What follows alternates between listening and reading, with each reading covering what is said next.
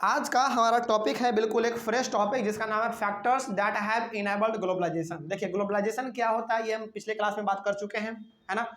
Globalisation को बढ़ावा सबसे ज्यादा कौन दे रहा है वो भी हम देख चुके थे। कौन दे रहा था? एमएनसी। एमएनसी सबसे ज्यादा बढ़ावा देता है ग्लोबलाइजेशन को। लेकिन और कौन कौन से फैक्टर हैं एमएनसीज के अलावा, कौन कौन से फैक्टर हैं जो कि ग्लोबलाइजेशन को और ज्यादा बढ़ावा दे रहा है ना। तो उसी के बारे में हम लोग बात करेंगे और उसमें सबसे पहला आपका आता है टेक्नोलॉजी। यानी कि टेक्नोलॉजी पहला वो फैक्टर है जो कि ग्लोबलाइजेशन प्रोसेस को सबसे ज्यादा बढ़ावा देता है। ठीक है, तो हम लोग आज बात करने वाले हैं टेक्नोलॉजी के बारे में। देखिए लिखा हुआ है rapid improvement in technology is one of the major factors that enhances the globalisation process. देखिए टेक्नोलॉजी पहले भी था, टेक्नोलॉजी आज भी है और टेक्नोलॉजी आगे आने वाले समय में भी रहेगा।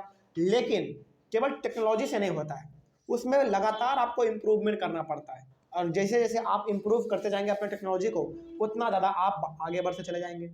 तो टेक्नोलॉजी में फटाफट इम्प्रूवमेंट लाना, फटाफट उसमें कुछ ना कुछ नया ऐड करना, ये भी आपको दर्शाता है कि जितना ज़्यादा आप टेक्नोलॉजी में इम्प्रूवमेंट करेंगे उतना ज़्यादा आपका ग्लोबलाइजेशन बढ़ेगा। बात समझ में आ रही है? जैसे फॉर एग्जाम्पल यहाँ पे एग्जाम्पल भी दिया हुआ, देखिए for example the last 50 years have seen several improvements in transportation technology. देखिए भारत से सामान अमेरिका पहले भी जाता था, आज भी जाता है और आने वाले समय में भी जाएगा, है ना। लेकिन पहले सामान जो है ना वो कैसे जाता था? हालांकि बड़े बड़े शिप से ही जाता था, लेकिन वो शिप पहले कैसा होता था? स्टीम शिप, जो कि भाप से चलता था। लेकिन उसमें सुधार किया गया, उसमें इंप्रूवमेंट लाया गया, तो आज जो है हमारा बड़ा बड़ा जहाज जो है मोटर पे चलता है, डीजल पे चलता है ना। तो ये क्या है? बेसिकली टेक्नोलॉजी में इंप्रूवमेंट ही तो है। तो ग्लोबलाइजेशन तो पहले भी था, ग्लोबलाइजेशन आज भी है, ग्लोबलाइजेशन बाद में भी रहेगा। लेकिन शर्त क्या है? शर्त यह है कि समय के अनुसार आपको टेक्नोलॉजी में इंप्रूवमेंट करना पड़ता है, जिससे ग्लोबलाइजेशन का प्रोसेस थोड़ा सा फास्ट हो जाता है। हमारा सामान अमेरिका पहले हो सकता है कि महीने भर में पहुंचता होगा, लेकिन आज 5 दिन में पहुंच जाता होगा, सब कुछ एग्जाम्पल के तौर पे, है ना।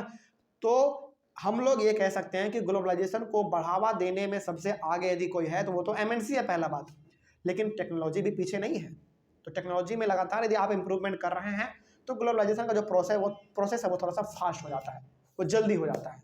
ठीक है, आगे This has made much faster delivery of goods and services across long distances at lower cost। तो जैसे जैसे हमारा टेक्नोलॉजी इंप्रूव होता गया वैसे वैसे हमारा जो ग्लोबलाइजेशन का प्रोसेस था, यानी कि एक कंट्री को दूसरे कंट्री से जोड़ने का जो हमारा तरीका था वो बढ़ता चला गया और जल्दी जुड़ रहा है। एक कंट्री का सामान दूसरे कंट्री में जल्दी पहुंच रहा है, इसका मतलब वो दोनों कंट्री आपस में जल्दी जुड़ रहा है, इंटीग्रेट जल्दी हो रहा है ना।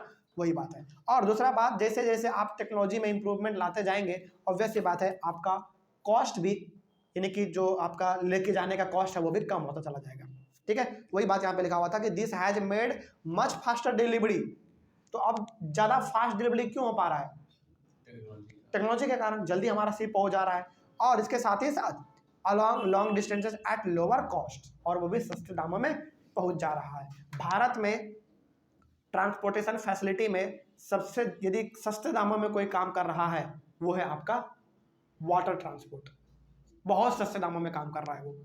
यानी कि कोई चीज़ यदि आपको भारत से अमेरिका पहुंचाना हो सपोज कीजिए, तो सबसे अच्छा साधन है आप उसको बाय वाटर पहुंचा दो, जल्दी पहुंचेगा और सस्ते दामों में पहुंच जाएगा।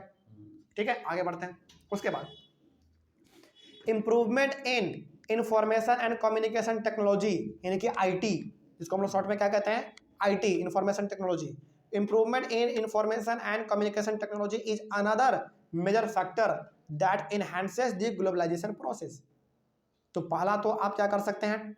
टेक्नोलॉजी में थोड़ा बहुत इंप्रूवमेंट ला सकते हैं, ठीक है। और दूसरा कम्युनिकेशन और इंफॉर्मेशन टेक्नोलॉजी में यदि थोड़ा बहुत इंप्रूवमेंट लाया जाए तो इस वजह से भी हमारा जो है ग्लोबलाइजेशन का प्रोसेस जल्दी फास्ट हो जाएगा, यानी कि जल्दी एक कंट्री दूसरे कंट्री से जुड़ जाएगा।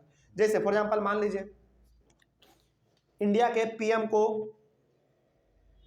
अमेरिका के पीएम से बात करना हो, तो बात करने का तो बहुत सारा तरीका है, लेकिन यदि टेक्नोलॉजी फास्ट रहेगा तो फटाक से बात हो जाएगा, और इस दोनों कंट्री में क्या समझौता होना है वो भी फटाक से हो जाएगा।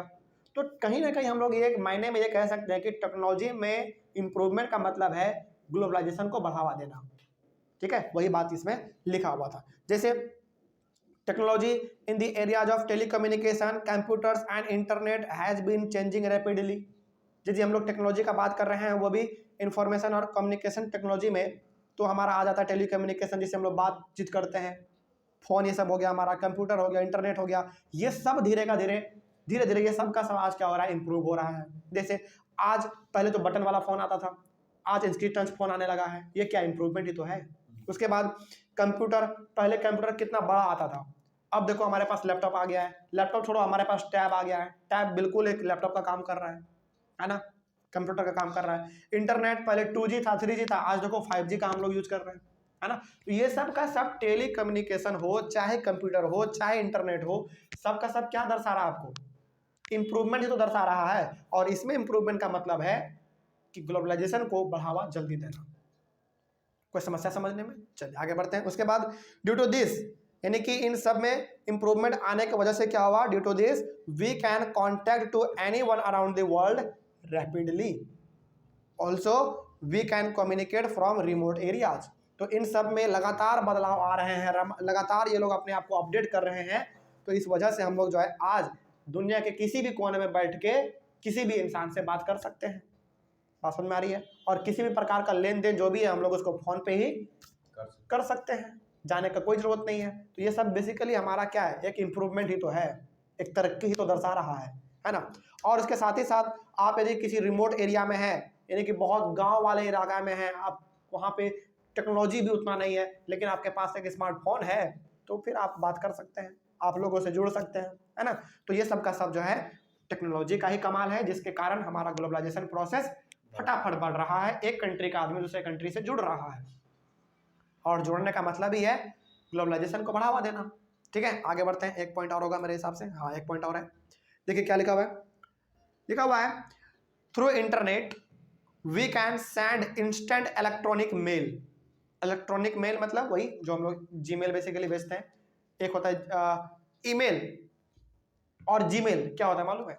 ईमेल हो गया इलेक्ट्रॉनिक मेल, और जीमेल क्या हो गया, गूगल का मेल। बात समझ में आ रही है?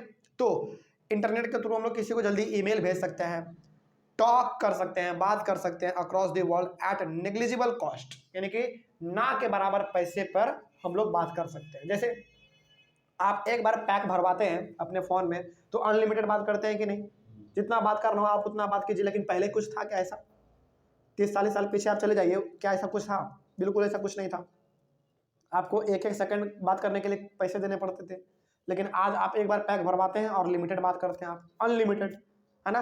तो इंटरनेट के आने की वजह से, इसमें इंप्रूवमेंट आने की वजह से हमारा कहीं ना कहीं ये हम लोग कह सकते हैं कि हमारा ग्लोबलाइजेशन का जो प्रोसेस था वो थोड़ा सा फास्ट हो गया है। एक जगह का लोग दूसरे जगह के लोगों से जल्दी जल्दी जुड़ जा रहे हैं, है ना, और अपने कामों को वो फोन पे ही सल्टा दे रहे हैं। सल्टा देने का मतलब क्या हुआ, अपना काम कर ले रहे हैं। ठीक है, ये है हमारा टेक्नोलॉजी का कमाल। अगले वाले क्लास में हम लोग अगले वाले क्लास में डिस्कस करेंगे ये वाला टॉपिक। ठीक है, चलिए थैंक यू वेरी मच।